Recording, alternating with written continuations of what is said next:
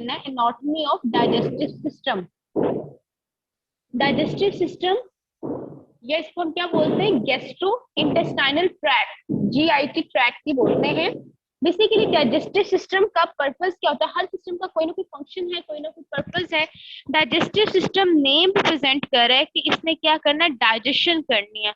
आप जितने भी एक्सटर्नल सोर्स से फूड लेते हैं, चाहे वो in the form of carbohydrates है, in the form of proteins है, लिपिड्स, फैट्स, डिफरेंट वाइटामिन हैं, आप जो भी फूड लेते हो उस फूड के बाद उसमें जो डाइजेशन होती है, मेटाबॉलिज्म होती है, और मेटाबॉलिज्म और डाइजेशन होने के बाद कितनी फूड आपकी बॉडी ने एब्जॉर्ब करनी है और कितना उसका प्रोडक्ट जो है वो वेस्ट बन के आपकी बॉडी से एक्सक्रीट होना है, ये सारा प्रोसीजर जो है इसको कौन कंट्रोल करता है, डाइजेस्टिव सिस्टम।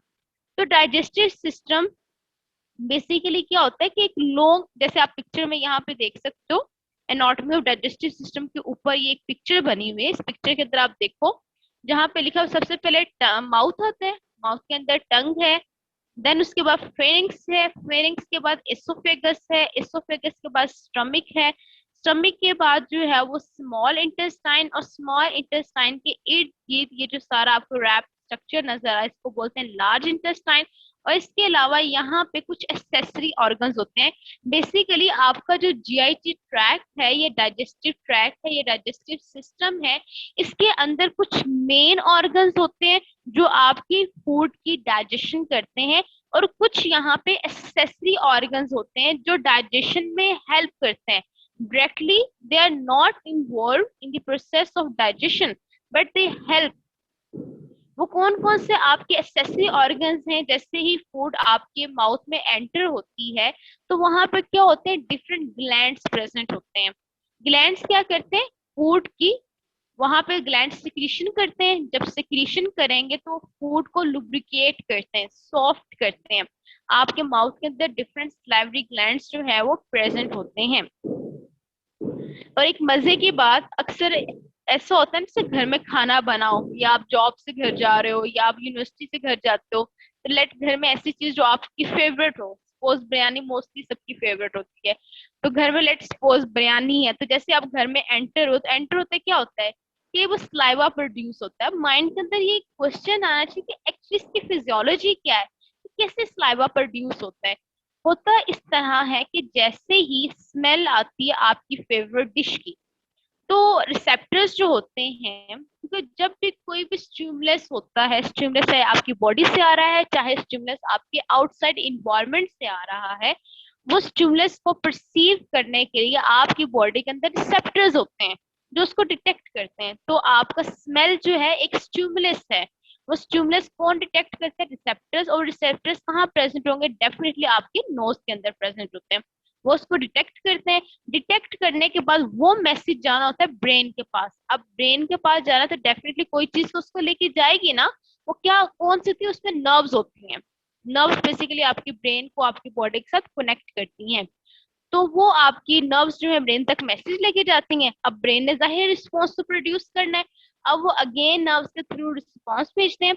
आपको पता है आपकी बॉडी के अंदर जो रिस्पॉन्स शो करने वाले स्ट्रक्चर्स हैं, ये जिन्हें हम इफेक्टर ऑर्गन्स बोलते हैं, वो कौन है, या तो वो मसल्स हैं या वो आपके ग्लैंड्स हैं। फर्ज करो आपने जो बड़े छोटे होते, हमने एक एग्जाम्पल पढ़ी बायो में, हमने पढ़ा हुआ है कि हम कैंडल के ऊपर हाथ रखते हैं, हाथ रखने के बाद हम फौरी हाथ को पीछे कर लेते हैं, वो क्या है, स्टिमुलस आया हीट का कि हाथ जल रहा है। वो ब्रेन के पास मैसेज किया, ब्रेन ने रिस्पॉन्स क्या दिया, मसल्स को मैसेज दिया, चलो जी अपना हाथ पीछे कर लो, मसल्स कॉन्ट्रैक्ट हुए और हैंड जो है आपका बैकवर्ड हो जाता है, विड्रॉ हो जाता है। इसी तरह आपका जैसे ही स्मेल आती है, स्मेल से ब्रेन के मैसेज किया, ब्रेन ने अगेन रिस्पॉन्स प्रोड्यूस कर, रिस्पॉन्स के दो ही रिस्पॉन्स करने वाले ऑर्गन्स हैं, एक या तो हमारे मसल्स हैं या फिर ग्लैंड्स। तो वो मैसेज जाता है ग्लैंड्स के पास, और ग्लैंड्स का पर्पस या फंक्शन क्या होता है, सिक्रीशन, और वो सिक्रीट करते हैं और स्लाइवा को प्रोड्यूस करते हैं। स्लाइवरी ग्लैंड की बड़ी इंटरेस्टिंग चीज थी कि कैसे जो है वो स्लाइवा प्रोड्यूस होता है। तो ये पूरा एक ट्रैक शो हो रहा है जिसमें माउथ आएगा, माउथ का फेरिंग्स, फेरिंग्स आप लोग को याद हो लास्ट लेक्चर में जब हमने रेस्पिरेटरी सिस्टम पढ़ा था, तो हमने कहा था कि basically respiratory system and digestive system, इन दोनों सिस्टम में फेरिंग्स एक कॉमन पाथवे है। जब आपकी एयर पास करती है वो कहाँ से पास करती है, नेजोफेरिंक्स से पास करती है, because pharynx consist of 3 part, number 1 nasopharynx, number 2 oropharynx and number 3 laryngopharynx. Air passes through the nasopharynx, food passes through the oropharynx. After that, both air and food passes through the common part of the pharynx, that is laryngopharynx. तो जब आप food भी लेते हो तो वो कहाँ से पास करेगी, ओरोफेरिंक्स से, और ओरोफेरिंक्स से पास करने के बाद जो कॉमन पार्ट था फेरिंक्स का, दैट इज लेरेंजियोफेरिंक्स, वहां से पास करेगी. अब फिर उसके बाद क्वेश्चन ये आता है कि फूड और एयर दोनों तो इकट्ठी हो गई हैं, अब इसके बाद एयर कैसे रेस्पिरेटरी ट्रैक के जो कंपोनेंट्स हैं उधर जाएगी और आपकी फूड जो है वो एसोफेगस में जाएगी. तो लास्ट टाइम हम ये डिस्कस कर चुके हैं, आपका जो लेरेंजियोफेरिंक्स है, लेरेंजियोफेरिंक्स के नीचे जो स्ट्रक्चर होता है रेस्पिरेटरी ट्रैक का, दैट इज लेरिंक्स. जो एसोफेगस के आगे आपको ये सारे ये छोटे छोटे सेगमेंट्स बने हुए हैं, बेसिकली कार्टिलेजियस स्ट्रक्चर लेरिंक्स, और इसके नीचे ट्रेकिया को शो किया गया है. तो क्या होता है, जैसे इस पिक्चर में आप देख भी सकते हो, ये ऑरेंज कलर का लिड शो किया गया है. चलिए इतने से हम देख लेते हैं. ओके, ये देखिए, तो आप पिक्चर में भी देख सकते हो कि ये ऑरेंज कलर, जहाँ पे फेरिंक्स लिखा है, फेरिंक्स के नीचे यहाँ पे ऑरेंज कलर का लिड नजर आ रहा है. फूड, जैसे ही फूड एसोफेगस में जाती है तो ये जो आपके लेरिंक्स ऊपर लिड था, जिसे हमने एपिग्लॉटिस बोला था, ये एपिग्लॉटिस जो है वो क्लोज हो जाता है और फूड जो है आपके लेरेंजियोफेरिंक्स से एसोफेगस में एंटर होती है. ओके, एसोफेगस से आपकी फूड, बेसिकली एसोफेगस पाइप है जो आपकी फूड को आपकी ओरल कैविटी और माउथ से स्टमक के अंदर लेके आता है. अब स्टमक जो है जेप शेप जो है ये ऑर्गन है और विजरा है. फिर यहाँ बेसिकली जो आपकी प्रोटीन्स हैं जो आप दालों से लेते हो, या इसके अलावा जो आप मटन, बीफ, गोश्त वगैरह ले रहे हो या एग लेते हो, तो वहां से हमें प्रोटीन्स मिलती हैं. प्रोटीन्स आर वेरी इंपॉर्टेंट और necessary for our skin, hair और नेल. तो प्रोटीन की बेसिकली जो डाइजेशन होती है वो स्टमक में होती है. फिर स्टमक से फूड पास करके जाती है आपके स्मॉल इंटेस्टाइन में. स्मॉल इंटेस्टाइन के अंदर भी फर्दर 3 पार्ट्स होते हैं, number 1 ileum, number 2 caecum, number 3 jejunum. Ileum, caecum and jejunum. Small intestine के डिफरेंट पार्ट्स के पास फूड जाती है, वहां पर अपना जो जो उसका फंक्शन है, प्रोसीजर वो होता है. आफ्टर दैट वो फूड पास करती है लार्ज इंटेस्टाइन.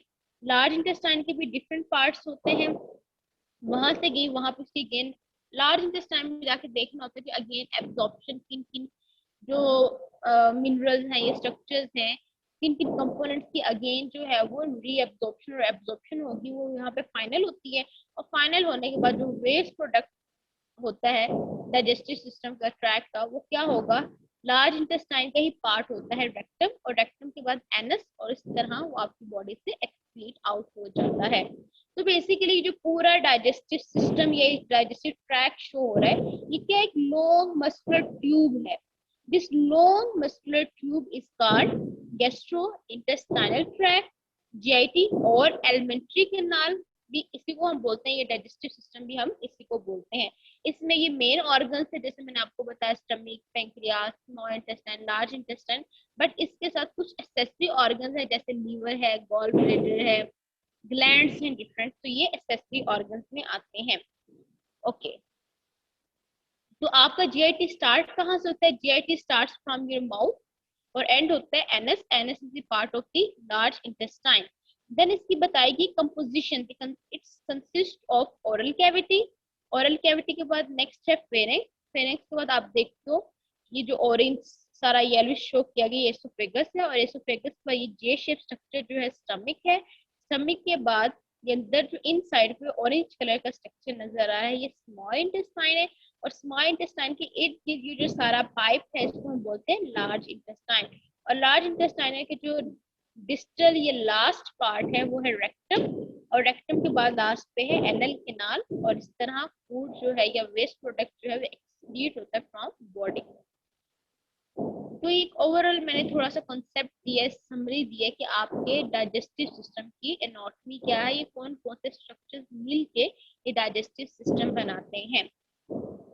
Then है digestive system again consists of following organs: oral cavity, pharynx, esophagus, stomach. ये sequence में दिया हुआ है, सबसे पहले oral cavity, then pharynx, esophagus, stomach, small intestine, then large intestine से rectum, और रेक्टम से एनस, और एनस से एक्सक्रीट आउट हो जाता है waste product.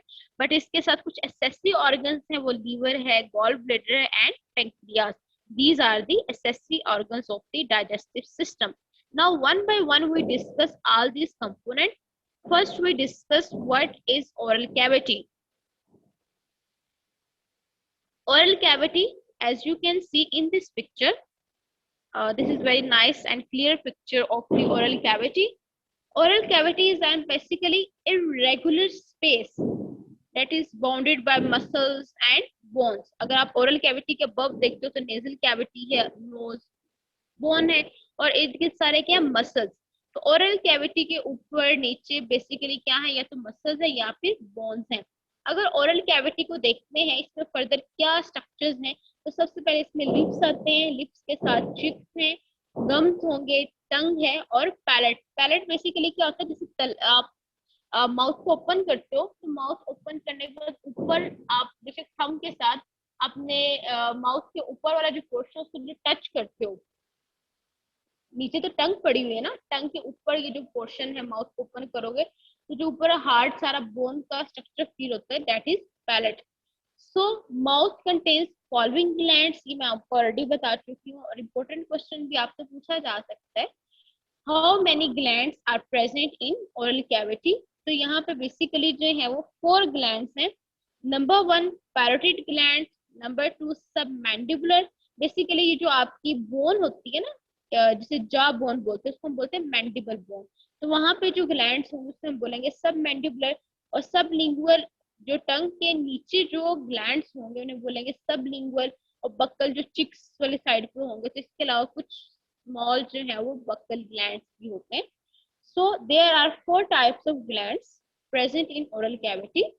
Number 1 parotid gland, number 2 submandibular, number 3 sublingual, and number 4 small buccal glands.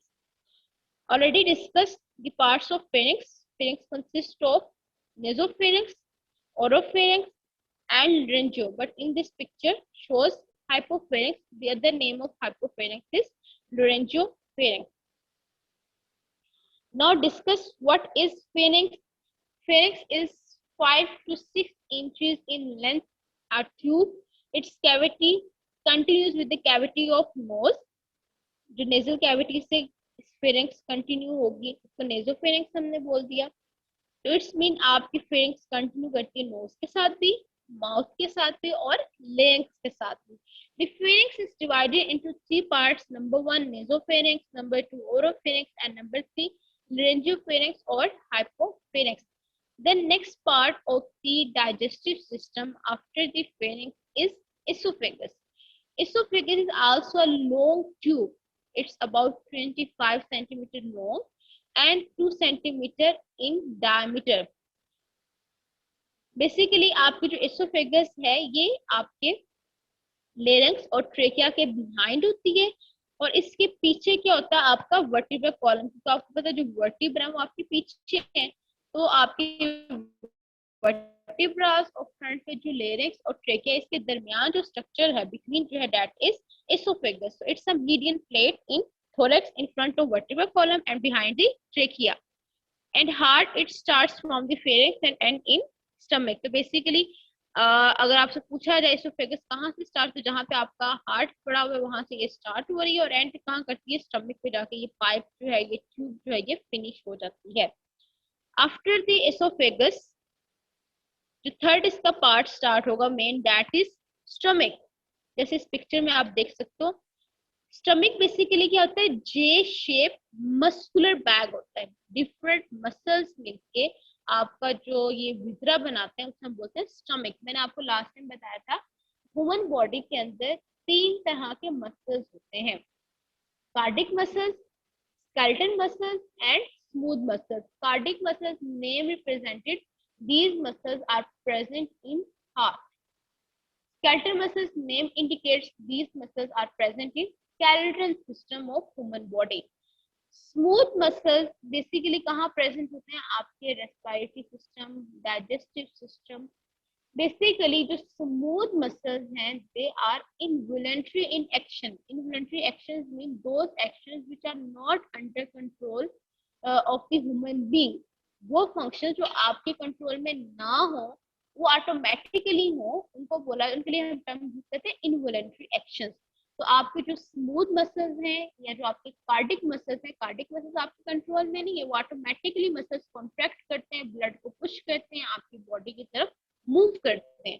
But आपके जो स्केलेटल मसल्स होते हैं, skeletal muscles are voluntary muscles, because आपको जब रिक्वायर्ड होता है, आपने जब फंक्शन करना होता है, तो आपका ब्रेन, आप सोचते हो, ब्रेन फिर आगे उसको प्रोसीजर करता है, और प्रोसीजर करने के बाद आप वो एक्टिविटी करते हो। फॉर एग्जाम्पल, मैंने यहाँ से कप को उठाना है, तो मैं सोच रही हूँ कि मुझे ये चाय का कप जो है उठाना है, तो देन आफ्टर मेरे ब्रेन से कमांड आती है और फिर मेरे मसल्स कॉन्ट्रैक्ट करते हैं और फिर उस कप को उठाऊंगी। क्यों? क्योंकि वॉलंटरी एक्शन परफॉर्म करते हैं। सो इसी तरह जो आपके स्टमक के अंदर मसल्स होंगे, ये मैं एंड पे लेक्चर आपसे क्वेश्चन करूंगी कि कौन से मसल्स होंगे, कार्डिक, स्केलेटन और स्मूथ, ये आप लोग मुझे आंसर देंगे। So stomach is like a muscular bag that connects above the lower end of esophagus. जैसे पिक्चर में आप देखो येलो कलर का esophagus शो किया गया। esophagus के बाद J shape जो स्ट्रक्चर है, muscular bag है, that is stomach. It is a J-shaped organ. It is 10 inches in length. Now, interesting, stomach is divided into different parts, which you can see in this diagram. सबसे पहले oesophagus, oesophagus के बाद जो stomach का part आता है उसे बोला जाता है कार्डिया, जो ग्रीन कलर का शो हो रहा है, दैट इज कार्डिया। और यहाँ पे आप देख रहे एक नॉच बनी, एक एंगल बना है। इसका बेसिकली पर्पस क्या होता है? जैसे ही फूड आपके माउथ से एसोफेगस में आई, एसोफेगस से स्टमक में गई, तो जैसे वो स्टमक में जाती है, माइट बी इट्स पॉसिबल कि फूड दोबारा रिफ्लेक्ट बैक करे। तो रिफ्लेक्स बैक ना करे, वो अल्लाह पाक ने क्या किया, प्रॉपर एंगल्स बनाए हैं। तो ये स्टमक बिल्कुल जो आपका एसोफेगस है वो बिल्कुल स्ट्रेट आपके स्टमक में टर्मिनेट नहीं कर रहा, वो एक एंगल बना रहा है, वो थोड़ा सा टिल्ट है और वो एक नॉच क्रिएट कर देता है, जिस नॉच को हम क्या बोलते हैं? कार्डियल नॉच। कार्डियल नॉच, ये इसका पार्ट कार्डिया क्यों है? बिकॉज यहाँ पे हार्ट प्रेजेंट होता है, इसलिए हम इसको कार्डिया, और यहाँ पे जो नॉच बनती है उसको बोलते हैं कार्डियल नॉच। आपको पता है जिन लोगों को एसटीडी का इश्यू होता है, ये गर्ड होता है, गैस्ट्रोएसोफेगस रिफ्लेक्स डिजीज। उसमें बेसिकली क्या होता है, ये जो एसोफेगस थी, एसोफेगस अगेन मसल से मिलके बनी हुई होती है, तो इसका ये प्रॉपर एंगल है एसोफेगस का स्टमक के साथ। जैसे फूड एसोफेगस से स्टमक में आती है ना, तो रिवर्स बैक नहीं कर सकती। लेकिन जो लोग बहुत ज्यादा स्पाइसी फूड खाते हैं, ये रात को खा के सो गए, ये जैसे फास्ट फूड होती है, शॉर्मा, बर्गर्स, तो वो क्या करती हैं, आपकी जो वॉल्स है ना, उन वॉल्स को डैमेज करने लग पड़ती है एसोफेगस के। वो मसल्स जो है वो वीक हो चुके हैं। तो क्या होता है कि जैसे ही आप फूड लेते हो ना, वो फूड का ये जो एंगल बना होता है, ये प्रॉपर एंगल नहीं रहता, मसल्स वीक हो जाते हैं। और बस क्योंकि जब एक दफा फूड पास करके अगले पार्ट में आ जाती है ना, अगला पार्ट क्या पड़ा हुआ है? स्टमक पड़ा हुआ है, तो मसल्स कॉन्ट्रैक्ट करते हैं, ठीक है? जब मसल्स कॉन्ट्रैक्ट करते हैं, फूड को आगे आगे भेजने लग पड़ते हैं। तो अब उन दोबारा मसल्स की कॉन्ट्रैक्टेड फॉर्म में, अब उसका काम ये है कि उसने फूड को रिवर्स नहीं होने देना। बट जब मसल्स वीक हो जाएंगे, तो वो कॉन्ट्रैक्टेड फॉर्म में नहीं होंगे, वो क्लोज्ड नहीं होंगे, जिसकी वजह से फूड जो है बड़ी इजली रिवर्स बैक करती है। इसलिए कहा जाता है कि खाना खाने के बाद थोड़ी सी वॉक की जाए या उसको थोड़ा जल्दी खाया जाए, ताकि वो आप उसके बाद एक्टिविटीज वगैरह करते हो वो मेटाबोलाइज हो जाए। या आप लोग खाना खाने के लिए, स्पेशली जिनको गर्ड डिजीज है, गैस्ट्रोएसोफेगल रिफ्लेक्स डिसऑर्डर, एसटीडी का इश्यू है, वो खाना खाने के बाद पूरी जो है वो लेटे नहीं, पूरी जो है नमाज नहीं पढ़े, थोड़ा सा वॉक करके, कदम कुछ चल के फिर वो अपनी एक्टिविटीज करें, पूरी ड्राइव नहीं करें। ये बड़ा इंपॉर्टेंट है उन लोगों के लिए। तो सबसे पहले इसका पार्ट था कार्डिया, कार्डिक से इसकी कार्डिक नॉच आई। फिर उसके बाद स्टमक की जो बॉडी है, ये जो आपको सारी पिंकिश ऑरेंज कलर की शेप है, ये पार्ट नजर आया, इसको बोलते हैं बॉडी। तो सबसे बॉडी का ऊपर जो पार्ट है इसको बोलते हैं फंडस, फंडस की वही सारी बॉडी है। और बॉडी के बाद इसका पार्ट आता है जिसको बोलते हैं पाइलोरिक पार्ट या पाइलोरस। पाइलोरस के अंदर फर्दर टू पार्ट्स हैं, जो बॉडी के साथ ये पर्पलिश कलर का पार्ट है इसको बोलते हैं पाइलोरिक एंट्रम, और उसके बाद जो इसका पार्ट है इसको बोलते हैं पाइलोरिक केनाल। और पाइलोरिक केनाल पर लास्ट जो इसका पाइलोरस होता है आगे ड्यूडेनम के साथ कंटिन्यू करता है। ड्यूडेनम किसका पार्ट होता है? आपकी स्मॉल इंटेस्टाइन का पार्ट होता है, ड्यूडेनम, इलियम एंड ड्यूडेनम। तो स्टमक जो है ऊपर से एसोफेगस के साथ कनेक्ट होती है और एंड पे जाके ये किसके साथ कनेक्ट होती है? Duodenum. Duodenum is the part of the small intestine. So stomach के अंदर डिफरेंट पार्ट्स थे, cardia, fundus, body, pyloric antrum, pyloric canal and last is duodenum.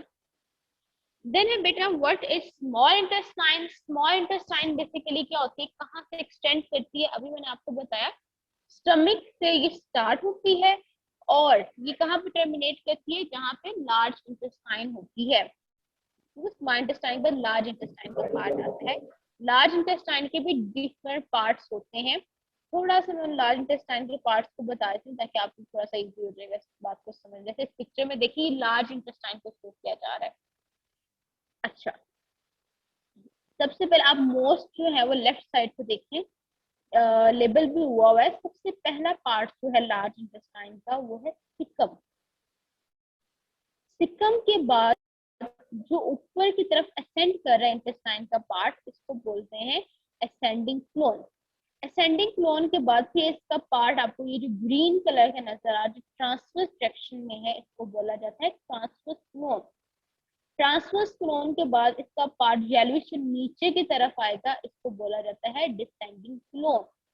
Descending phloem के बाद लार्ज इंटेस्टाइन के जो पर्पलिश कलर के शो किया जा रहा है दैट इज सिग्माइड फ्लोन। और सिग्माइड फ्लोन के बाद जो है रेक्टम, और रेक्टम के बाद जो है एनस।